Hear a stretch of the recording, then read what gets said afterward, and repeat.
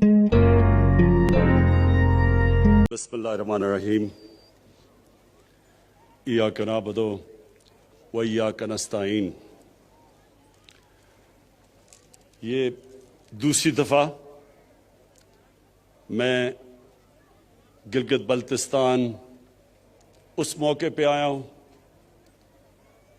جو ایک خوشی کا موقع ہے کہ جدھر 73 سال پہلے یہاں کے گلگت سکاؤٹس نے اپنی جان کی قربانی دے کے گلگت بلتستان کو آزاد کروایا. تو مجھے آج بڑی خوشی ہے کہ میں اب دوسری دفعہ دوسرے سال پھر یہاں آپ کے ساتھ خوشی بنانے آیا ہوں. اور انشاءاللہ جب تک میں وزیر اعظم رہوں گا میری ہمیشہ کوشش ہوگی کہ یہ جو دن ہے 1 نومبر یہ میں آپ کے ساتھ گزاروں.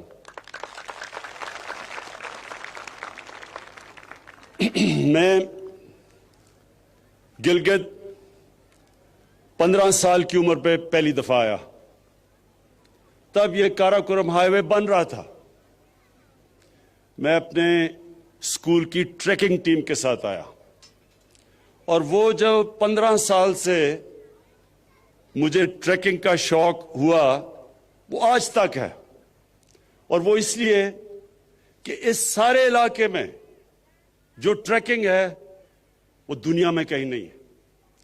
یہ وہ اللہ نے اس علاقے میں وہ خوبصورتی دی ہے اور اس طرح کے جو پہاڑ ہیں اور ان پہاڑوں کے اندر جو علاقے ہیں وہ کہیں دنیا میں نہیں ہے.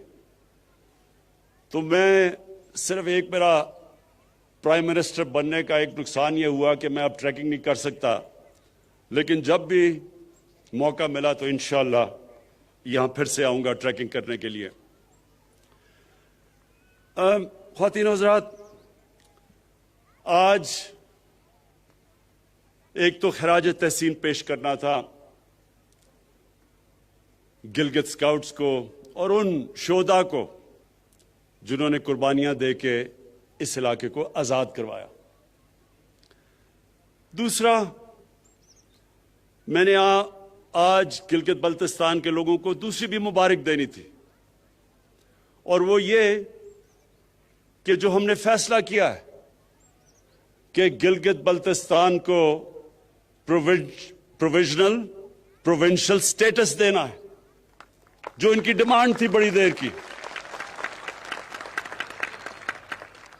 اور یہ یو این سیکورٹی کاؤنسلز کی ریزولوشن کے بیچ میں رکھتے ہوئے ہم نے فیصلہ کیا ہے.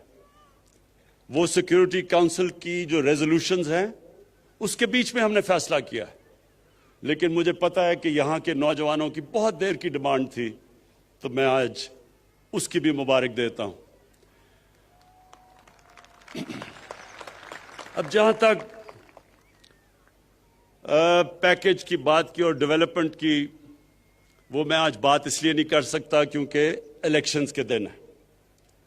لیکن میں صرف یہ کہتا ہوں کہ ہماری گورنمنٹ کی پالیسی، خاص طور پہ ہماری گورنمنٹ کی پالیسی یہ ہے کہ اپنے کمزور طبقے کو اٹھایا جائے، جو ہمارے غریب ہیں، جو پیچھے رہ گئے ہیں، جو 25% پاکستانی غربت کی لکیر سے نیچے ہیں. سب سے بڑی پرائرٹی ہے کہ ان کو ہم کیسے اوپر لے کے آئیں. اور دوسری، جو پاکستان کے علاقے پیچھے رہ گئے ہیں، جس طرح گلگت بلتستان پیچھے رہ گیا ہے، اور اس کی بہت بڑی وجہ یہ تھی کہ یہ کٹ آف تھا. جب تک کہ کاراکورم ہائی وے نہیں بنا ادھر شاید ہی کوئی آتا تھا اور ڈیولپمنٹ کی چانس نہیں تھی، تو اس لیے یہ پیچھے رہ گیا ہے. لیکن ہمارا قبائلی علاقہ بھی پیچھے رہ گیا ہے، بلوچستان بھی پیچھے رہ گیا ہے، سارے جو مغربی ڈسٹرکٹس ہیں پنجاب کے اندرون سندھ وہ پیچھے رہ گئے ہیں. تو ہماری پوری کوشش ہے کہ سارے علاقے ان کو اٹھایا جائے، اور جو پھر سے میں نے کہا جو ہمارا کمزور طبقہ، جو غریب لوگ، جو اس وقت 2 وقت کی روٹی صحیح طرح نہیں کھا سکتے، ان کو اوپر اٹھایا جائے. تو انشاءاللہ آنے والے دنوں میں آپ دیکھتے رہیں گے کہ ہم جس طرف جا رہے ہیں، ہماری جو سارا ڈیولپمنٹ کا پروگرام ہے وہ جائے گا ہی اس طرف، ان علاقوں میں جو پیچھے رہ گئے۔ میں کیونکہ آج میرے فوجی بھی سامنے کھڑے ہیں، جوان سامنے کھڑے ہیں، میں ساری اپنی قوم کو اہمیت بتانا چاہتا ہوں کہ کتنا ضروری ہے ایک مضبوط فوج کی، ایک مضبوط فوج کا ہونا پاکستان کے لیے۔ یہ میں اپنی ساری قوم کو بھی بتانا چاہتا ہوں۔ آج اب ساری مسلمان دنیا میں دیکھیں، شروع کریں لیبیا سے، پھر صومالیہ پہ جائیں، پھر سیریا جائیں، پھر یمن جائیں، پھر افغانستان کو دیکھیں، پھر عراق کو دیکھیں، تباہی مچی ہوئی ہے، یا جنگیں ہو چکی ہیں یا ہو رہی ہیں، لیکن عوام مشکل میں ہے، مشکلوں کا سامنا کر رہے ہیں لوگ۔ اور اس کے بعد یہ دیکھیں کہ ہمارے ملک کا جو اس وقت ہمسایہ ہے، ہندوستان میں آج وہ حکومت آئی ہے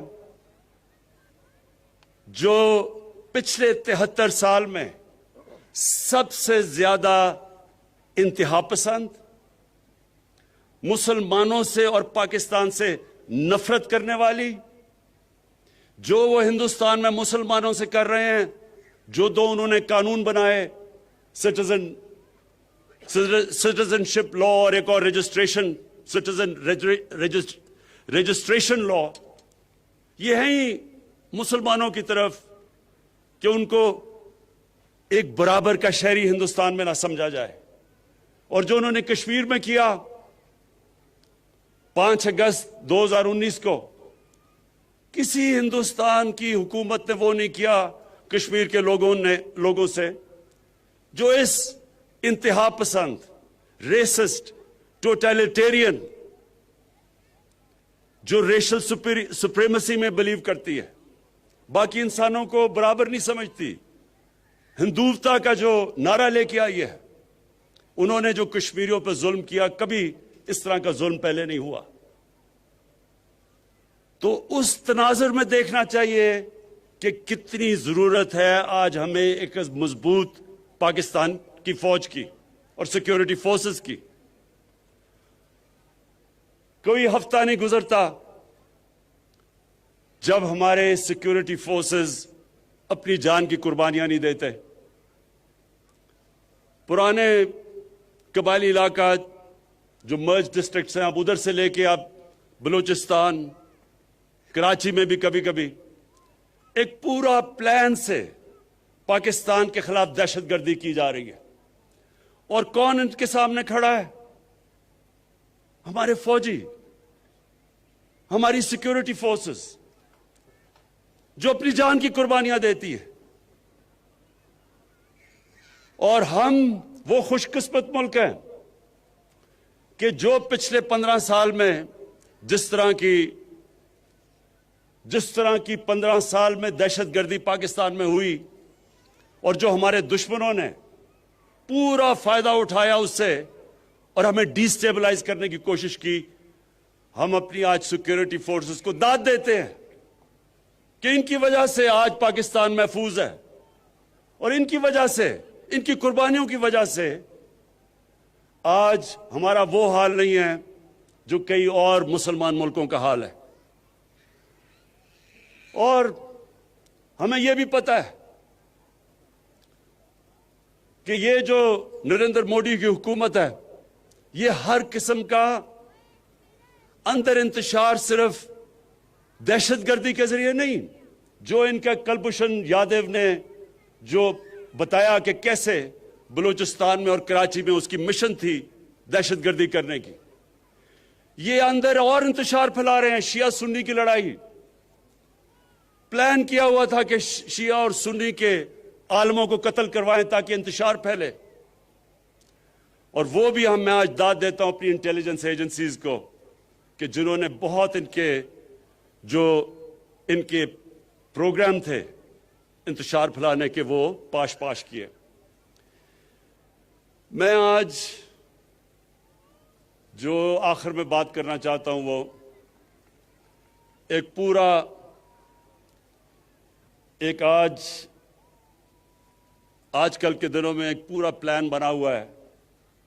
ہمارے وہ لوگ جو کہ اپنے آپ کو ڈیموکریٹس کہتے ہیں, سیاستدان کہتے ہیں, وہ پوری طرح آج ہماری پاکستانی فوج کے اوپر اور پاکستان کی عدلیہ کے اوپر انہوں نے پورا ڈسکریڈٹ کرنے کا ان کو پروگرام بنایا ہوا ہے.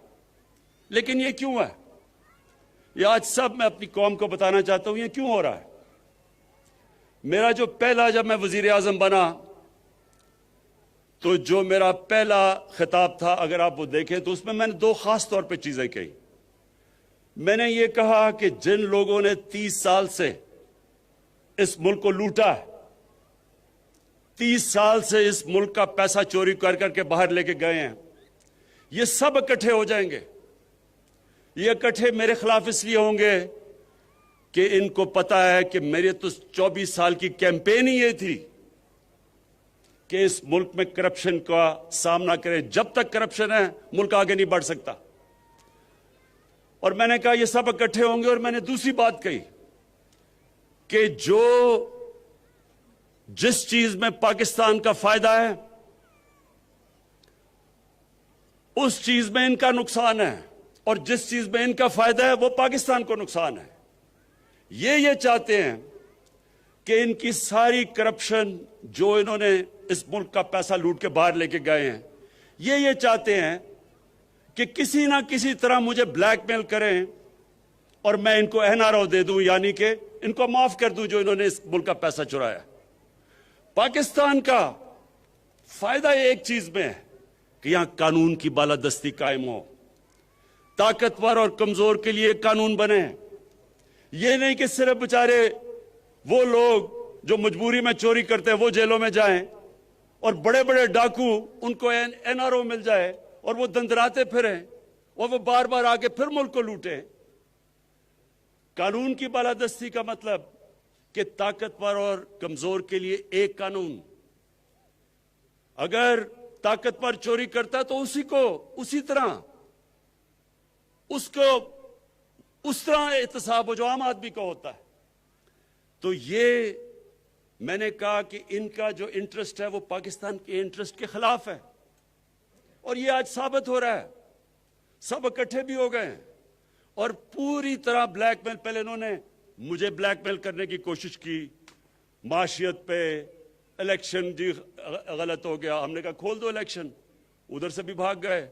معاشیت اللہ کا شکر ہے کہ ایک وہ ملک کے چھوڑ کے گئے تھے جس کا دیوالیہ نکلا ہوا تھا, اللہ کا کرم ہے کہ وہ بھی صحیح طرف لگ گیا ہے.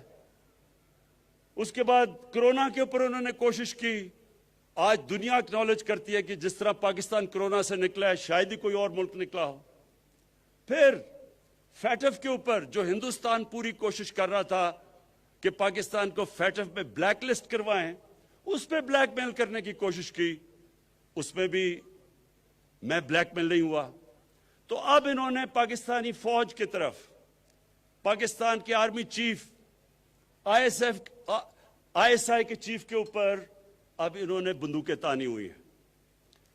پہلے تو میں آج اللہ کا خاص شکر ادا کرتا ہوں کہ اگر یہ ISI کے چیف کو اور آرمی چیف کے خلاف بات کر رہے ہیں, اس کا مطلب میں نے بالکل ٹھیک ان کو منتخب کیا. یہ میری سلیکشن بالکل ٹھیک تھی, کیونکہ اگر یہ ڈاکو ان کے خلاف بول رہے ہیں اس کا مطلب وہ ٹھیک لوگ ہیں. دوسری, میں آپ سب کے لیے, اپنی قوم کے لیے ایک چیز کہنا چاہتا ہوں کہ آپ اگر اسلام کی تاریخ پڑھیں, بر صغیر میں مسلمانوں کی تاریخ پڑھیں, تو مسلمان بہت کم, جب مقابلہ ہوتا تھا دشمن کا اور مسلمانوں کا, ڈٹ کے مقابلہ کرتا تھا مسلمان. لیکن نقصان مسلمانوں کو تب سب سے زیادہ پہنچایا مسلمانوں کے میر جعفر اور میر صادق نے. یہ وہ غدار تھے جو اندر سے سازش کر کے مسلمانوں کو انہوں نے ان قوموں کو غلام بنا دیا صرف ذاتی فائدوں کے لیے۔ قرآن شریف میں منافق کا درجہ کافر سے نیچے رکھا ہوا ہے، کیونکہ وہ آپ کا بننے کی کوشش کرتا ہے، وہ اندر سے جڑیں کاٹ دیتا ہے۔ جنگ خندق میں جب نبی صلی اللہ علیہ وسلم مکہ کے کفار کا مقابلہ کر رہے تھے تو اتنا ہی بڑا جتنا کفار کی فوج تھی، اندر منافقین سے خطرہ تھا، اور اس لیے اللہ نے کہا تھا کہ ان کا درجہ کافر سے نیچے ہے، یہ زیادہ نقصان پہنچاتے ہیں۔ اور آج ہم پاکستان کے میر جعفر، میر صادق اور میر ریاض صادقوں کو دیکھ رہے ہیں۔ یہ وہ لوگ ہیں، یہ وہ لوگ ہیں جو آج نریندر مودی کی زبان بول رہے ہیں۔ دنیا نے کہا کہ جس طرح پاکستان نے پلوامہ کے بعد اپنے آپ کو کنڈکٹ کیا، مجھے سارے دنیا کے ہیڈز آف سٹیٹ کے مبارکی کے میسیجز آئے، اور یہ آج کہہ رہا ہے کہ جناب پاکستان نے ڈر کے کیا، جو کہ نریندر مودی نے ساری الیکشن کیمپین کی تھی اس پہ۔ اور سارا مقصد ان کا مقصد ہے کیا؟ سارا مقصد ایک ہے کہ کسی نہ کسی طرح عمران خان بلیک میل ہو کے ان کی اربوں روپے کی لوٹی ہوئی دولت جو باہر لے کے گئے ہیں، وہ کسی طرح اس کے لیے NRO دے دے، معاف کر دے۔ میں آج اپنی ساری قوم کو کہنا چاہتا ہوں کہ عمران خان کبھی ان ڈاکوؤں کو معاف نہیں کرے گا، بلکہ جس طرح انہوں نے ہماری عدلیہ کو اٹیک کیا، عدلیہ کے اندر بھی کوشش کریں کہ ایک جج کو اوپر چڑھا دیں۔ جب ان کو معاف کیا گیا حدیبہ پیپر مل میں سپریم کورٹ نے، تو تب وہ عدلیہ ٹھیک تھی، لیکن جب ان کے خلاف 5 ممبر بینچ کا فیصلہ آتا ہے جو آج باہر بھاگا ہوا ہے، اس کے اوپر منی لانڈرنگ کا فیصلہ آتا ہے، تو تب عدلیہ بری ہے۔ اسی طرح جو فوج کے اوپر پریشر ڈالا ہوا ہے، یہ صرف اور صرف کوشش ہے کہ کسی طرح ہم اتنے پریشر میں آئیں کہ ہم ان کو معاف کر دیں۔ اب تک میرا پورا زور تھا پاکستان کی معیشت ٹھیک کرنے کا، کیونکہ ہمارے ملک کی معیشت کا بہت برا حال تھا۔ معیشت کے اوپر ابھی بھی میں زور لگاؤں گا۔ یہ میں آپ سب کو کہہ دوں کہ ابھی بھی انشاءاللہ معیشت پہ زور لگا رہے ہیں، کیونکہ وہ اللہ کا کرم ہے، صحیح طرف نکل گئی ہے۔ لیکن اب میں قانون کی بالادستی کے اوپر اتنا ہی زور لگاؤں گا۔ جو سٹیٹ کے ادارے ہیں، ان کو اب میں خود دیکھوں گا کہ اس ملک میں قانون کی بالادستی قائم کرے، اور یہ جو طاقتور، اس ملک کے طاقتور مجرم، یہ جو اس ملک کو بلیک میل کرنے کی کوشش کر رہے ہیں، ان کو قانون کے نیچے لے کے آئیں۔